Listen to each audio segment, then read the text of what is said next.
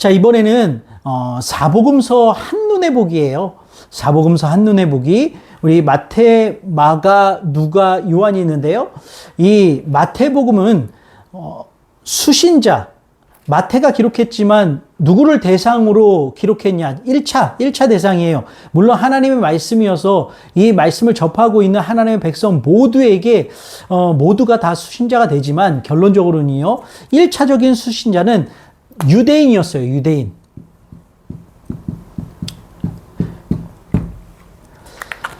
그리고 마가복음은 로마인입니다. 로마인. 그래서 마태복음의 시작을 보면 우리가 첫 시간에서도 은혜를 나누었지만 구약하고 가장 잘 연결된다 그랬죠. 구약에 대한 지식의 배경이 이미 깔려있는 사람들에게 마태복음을 전달하는 거예요. 그리고 두 번째는 이 마태복음을 보면 족보로 시작하죠. 족보로. 상세한 족보로 시작합니다. 이 족보에 대해서 누구에게나 다 그 족보가 마음속 깊이 와닿는 것이 아니라 이미 그 족보를 통해서 여자의 후손인 메시아를 기다리고 있는 사람들에게 그게 훨씬 더 설득력 있고 은혜가 되는 거죠. 파워가 되는 거죠. 그래서 마태복음은 유대인, 마가복음은 로마인, 그리고 누가복음은 헬라인이에요. 헬라인. 헬라인.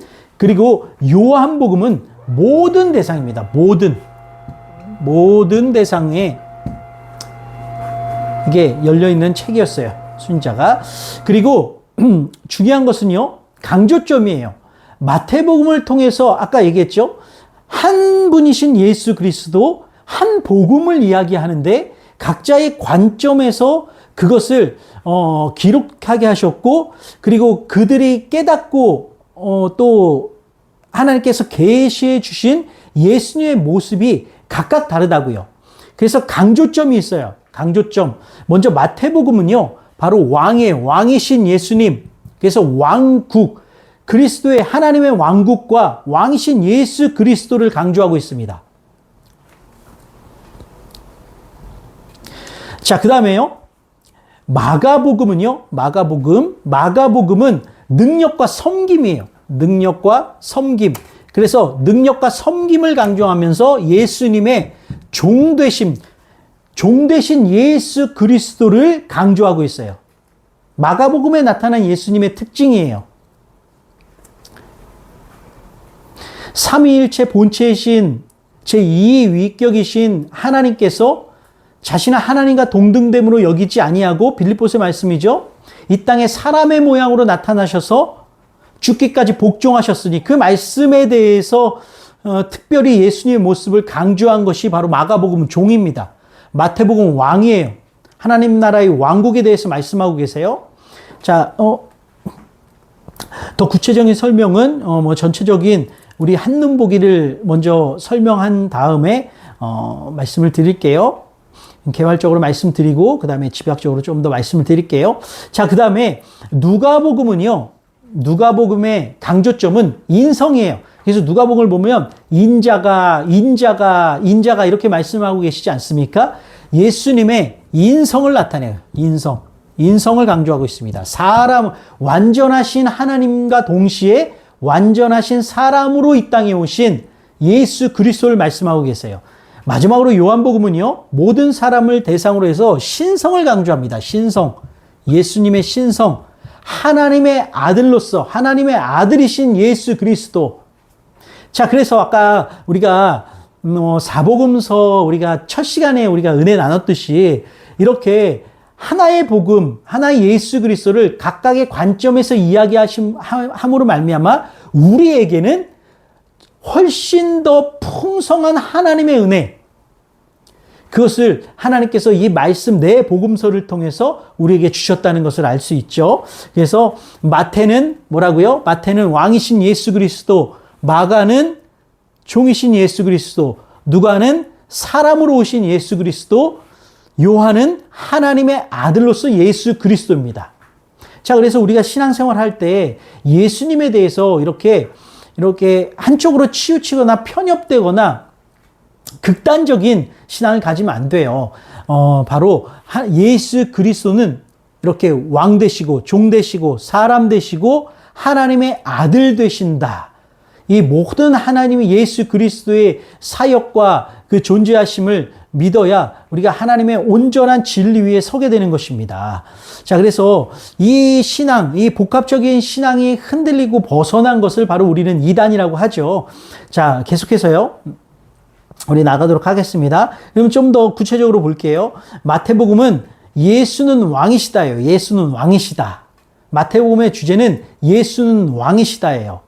그래서 유대인을 위한 복음이에요. 구약 인용이 가장 많다고 했죠. 그리고 천국이라는 표현을 자주 사용해요. 예수 그리스도께서 우리의 왕이시고 하나님 보좌 저 하늘나라의 왕이시다. 그리고 결국은 이 땅에 이루어질 메시아의 왕국의 왕이시다. 그래서 또한 마태복음의 말씀 보면 예수님을 다윗의 자손으로 말하고 있어요. 다윗의 자손. 다윗의 자손 예수여. 다윗의 자손으로부터 그 하나님께서 기름 부으신 그 직분, 왕인 직분, 하나님께서 세우신 왕, 그 가문으로부터 태어난 바로 하나님께서 기름 부으신 왕이시라는, 예수님이 왕이시라는 뜻이에요. 자, 그리고 메시아의 성취를 강조해요. 마태복음은. 자, 그래서 마태복음 1장 1절 보면 아브라함과 다윗의 자손 예수 그리스도의 계보라 이렇게 시작하는 거예요. 그래서 핵심 구절은 두 구절인데요. 첫 번째는 마태복음 4장 17절이에요. 마태복음 4장 17절 하나님의 왕국을 선포하시는 것입니다. 회개하라 천국이 가까웠느니라. 왕국 선포예요. 예수는 왕이시고 그 왕국이 도래했음을 선포하는 거예요. 자, 두 번째 핵심 구절은요. 1장 21절이에요. 우리가 성탄절마다 많이 외우는 말씀이죠. 왕 되신 그분께서 백성들을 구원하심으로 말미암아 하나님의 나라 왕국을 완성하신다고요. 그가 자기 백성이에요. 자기 백성. 왕이시란 뜻이에요. 주님이. 자, 두 번째 마가복음은 예수님은 섬기는 종으로 이 땅에 오셨다 이 뜻이라고 말씀드렸어요. 사복음서 중에서요 가장 짧아요. 그리고 많이 반복되는 단어가 뭐냐면 곧 즉시 굉장히 긴박하고 행동 중심이에요. 말씀 중심이 아니에요. 마태복음이나 누가복음은 가르침과 말씀 중심이에요. 그러나 반면 마가복음은 행동 중심이에요. 예수님의 기적이 가장 많이 기록되어 있어요. 굉장히 긴박하고 급박하고 다이나믹하고 이런 분위기입니다. 마가복음은. 십자가를 향해 빠르게 나아가는 역동적인 복음을 나타내고 있어요.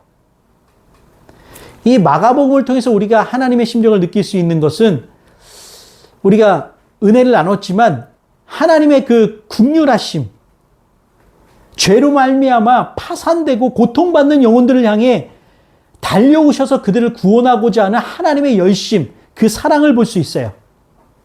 빨리 그들을 죽음의 물에서 건져내기 위한 그리스도의 역동성, 긴박성, 복음의 긴박성 나타내고 있습니다. 우리에게도 우리가 예수를 믿어 거듭나 하나님의 자녀가 됐다면 영혼을 향한 구령의 열정이 이와 같아야 될 줄 믿습니다. 자, 그리고 핵심 구절이 있어요. 마가복음 10장 45절이에요. 마가복음의 핵심 구절이에요. 이게 핵심 구절이에요. 10장 45절. 됐죠? 그 다음에 누가복음입니다. 누가복음은 우리가 아까 정리했듯이 예수 그리스도는 완전한 사람이다. 우리와 똑같이 숨을 쉬고 먹고 입고 자고 주무시고 그리고 아파하시고 슬퍼하시고 똑같은 거예요. 인간으로서 오셔서 우리가 느끼고 체험하고 누리는 모든 것들을 그대로 체험하신 거예요. 그래서 이 누가복음 우리가 이것도 잘 아는 상식이죠. 이 누가는 의사예요. 의사. 그래서 그런 어떻게 보면 지식적인 사람이잖아요. 그래서 누가복음을 보면 역사적 기록이 가장 정확해요. 그리고 이 누가복음은 특히 여성, 어린이, 가난한 사람, 세리, 이방인 등 소외된 사람에게 관심이 많습니다. 그래서 같이 우리와 같이 되셔서 인성, 완전한 사람으로 오셔서 인간에 대한 가장 자비롭고 동감하시는 거죠. 그리고 특히 기도가 많이 등장하는 거예요. 기도가 많이 등장한 거예요. 예수님도 완전한 하나님이시면서 하나님이시지만 인간의 모습으로 똑같이 오셨기 때문에 우리와 인간과 똑같은 연약한 모습을 하고 계셨다고요. 그래서 가장 많이 기도가 기록되어 있는 책이 바로 누가복음이에요. 우리도 마찬가지입니다. 이 누가복음을 통해서 마가복음을 통해서 우리는 영혼 구령의 열정을 배웠다면 누가복음을 통해서는 우리가 우리의 연약함을 인정하고 우리는 하나님의 능력을 신뢰하며 무릎 꿇어야 되는 거예요. 핵심 구절은요. 누가복음 19장 10절입니다.